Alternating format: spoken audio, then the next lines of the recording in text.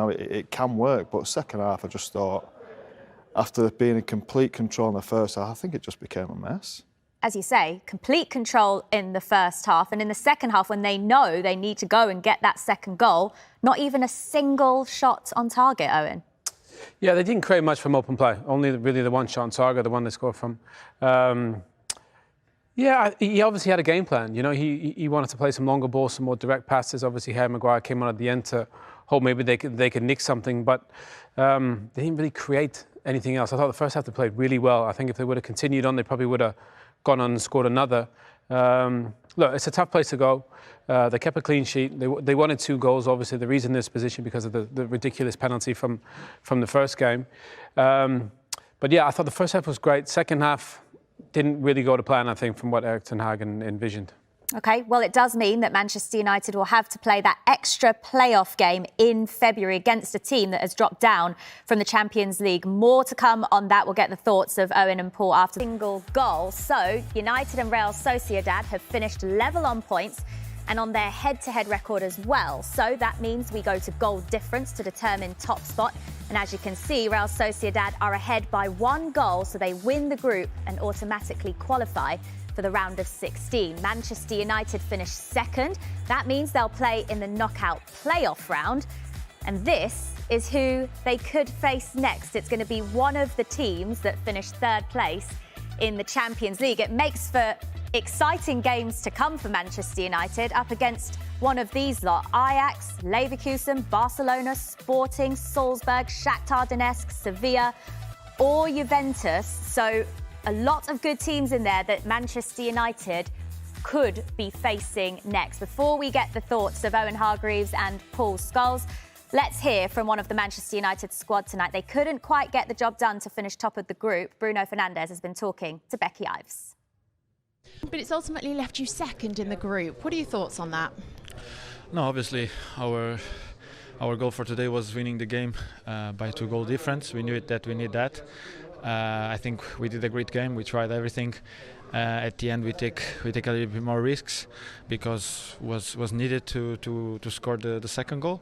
But we won the game. It's a great win against a tough opponent. Obviously, as I said before, is not the top of the group. That what was our goal for before the game, but it's always a win. You said there was pressure at the end, but before that, you were limited to shots in that second half. Is there anything that perhaps you would have done differently? No, we knew that we had to take more risks in the second half if we need a goal. We did that. Obviously, we knew that they could get more chances because we had less people defending. We had to take the risk to have more people in front to try to score the goals. It was what we did. We didn't concede, so another clean sheet that is really important for us. And as I said before, is another win. So we keep winning. We keep this. We keep without losing games, and that is really important for the confidence of the team. For you today, you played on the right wing. Did you enjoy it? I play wherever the coach needs me to play. Obviously, it's not my position, but I try my best to help the team, to be involved in the way that I can be helpful for the team. There was a goal tonight, Alejandro Garnacho. How good was he? No, he was good, but he knows that we expect a lot from him. Obviously, still really young. He's doing really well. The beginning of the season not at his best. Is in the tour he didn't have the best attitude that he should had, and that's why he didn't get his chances until now. He's getting his chances because he's training better. He's having a different attitude, and he's deserving his chances.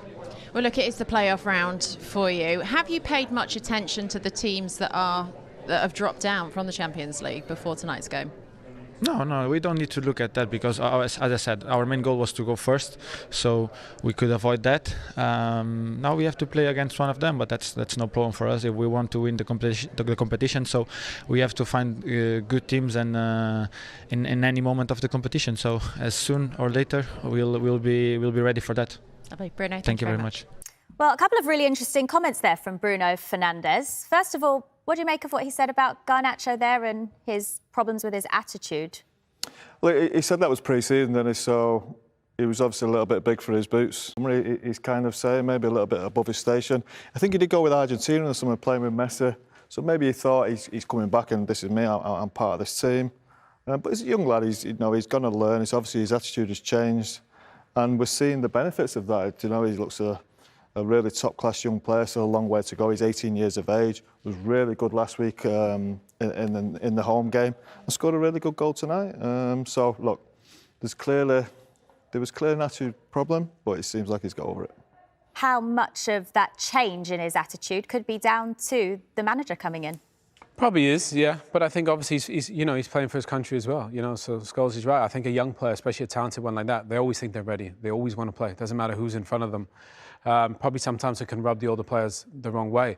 But we can go off the evidence that we see when he plays. He's played twice. He's been amazing.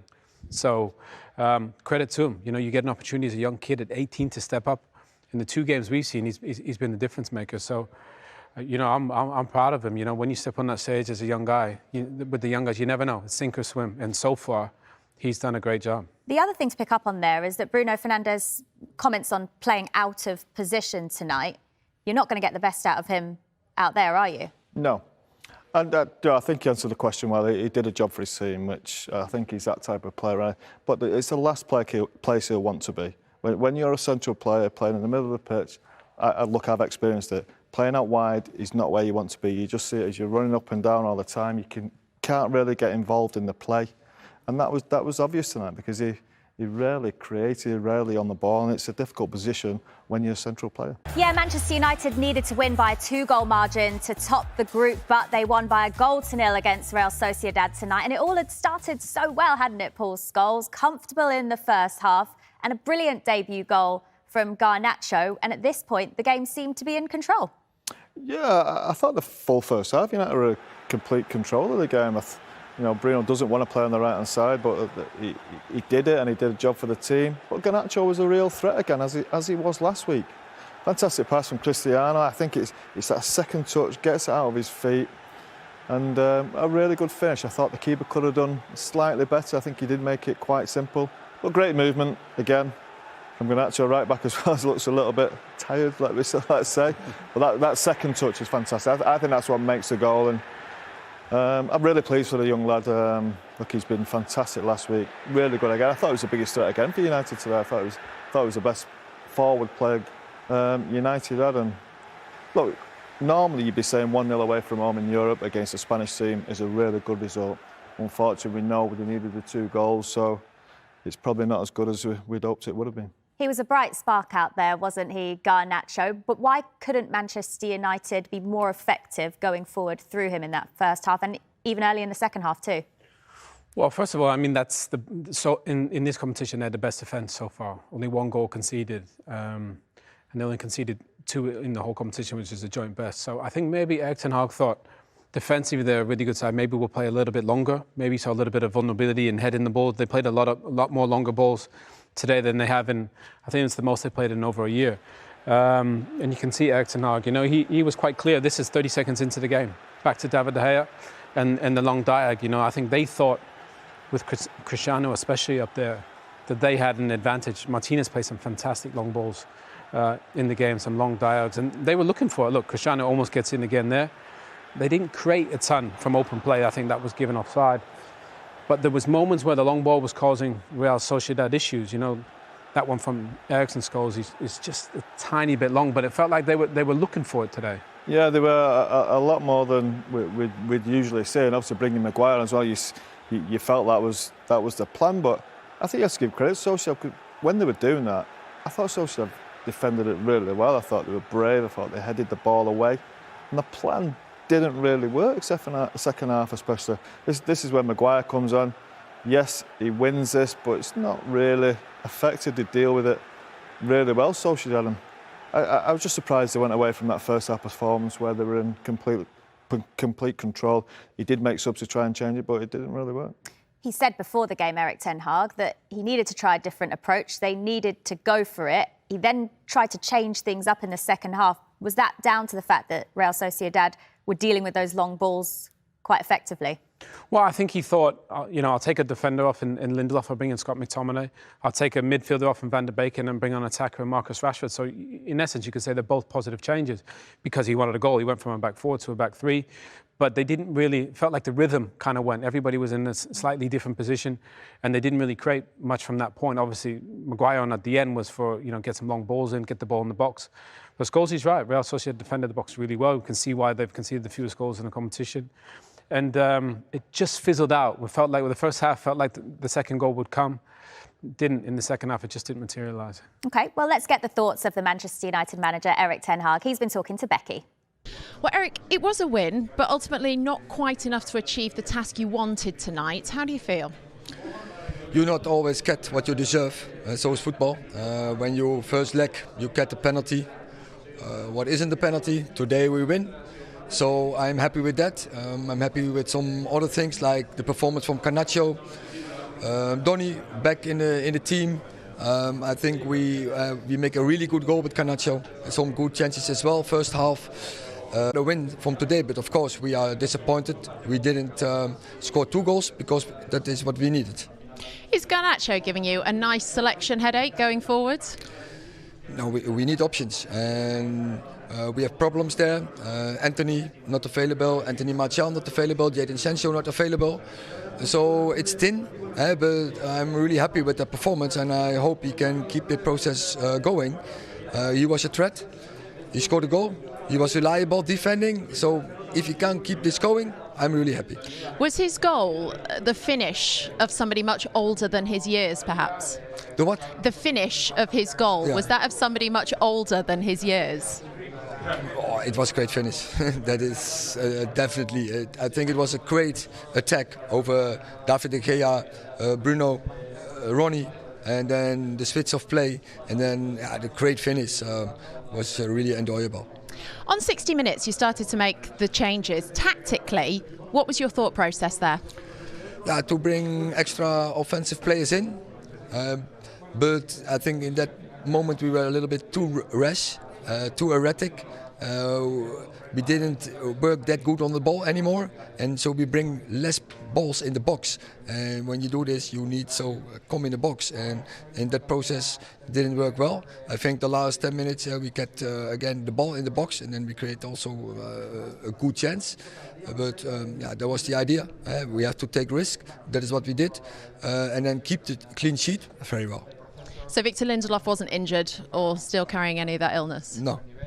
Look, it was a win tonight, and that has meant the momentum carries on because you are 9 unbeaten now. So is it a positive attitude still in the dressing room? Yeah, of course we are disappointed. We won't always be number one, and when we aren't, we are disappointed. But I said you some positives, and also we have to take that from San Sebastian as well. Lovely. Erik, thank you very much. Please.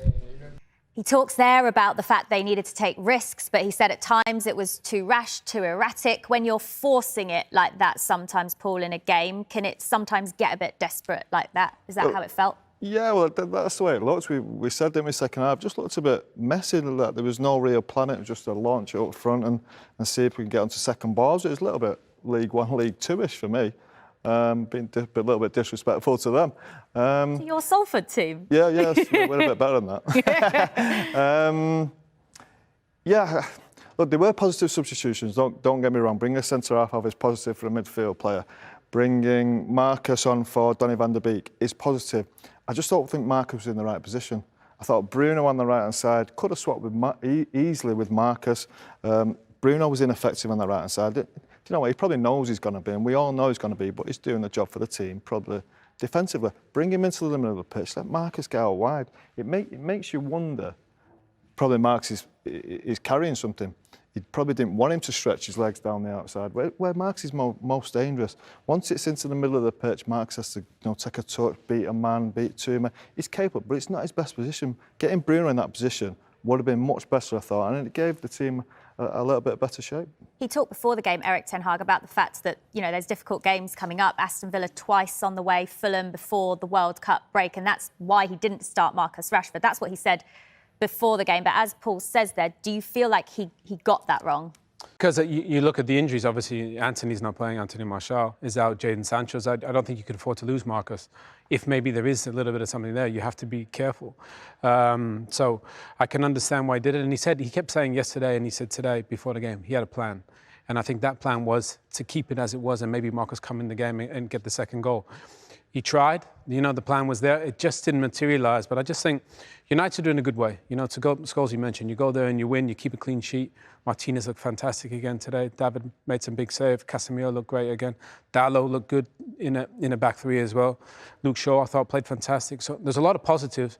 They just didn't really create enough going forward like you probably would have anticipated. But Garnacho, again, was fantastic. Yeah, very special night for him. But Manchester United do finish second in the group, which means they do have this extra knockout playoff round to play in February. 2 matches to play on the 16th and the 23rd. Because Manchester United are seeded, it means they get the home game in the second leg. But let's take a look at the teams that they could face. And the draw is coming up on Monday, so Man United will find out their fate then. There's some big teams in here, Paul. Who do you want to avoid?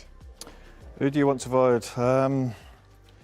Look, I think Barca. Look, I loved them to drive. I've said it a few times. I loved them to play against Barca. It just gets the juices flowing, gets the atmosphere going at either ground. I think they're capable of beating them, but Barca on the other end are a really good team. We know that.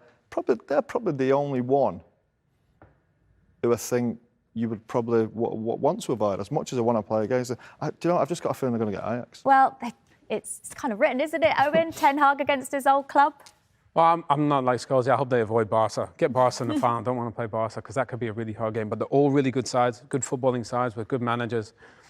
Juventus, Sevilla, Shakhtar. I'll be honest, there's no easy ones. Sporting were great in Tottenham's group, so no easy ones. Made it a little bit more difficult than it needed to be. But in the end, I think they're favourite, regardless who they play outside of Barca. Do you echo that? You think United are still favourites to go all the way? Yeah, along with Barcelona, as I keep saying. I think them other teams, United are more than capable of beating them. Sevilla have a great experience. Juventus, obviously, a big club, but struggling. I'd fancy them to beat the rest of them. Barcelona, again, will be tricky, but I'd like to see that game.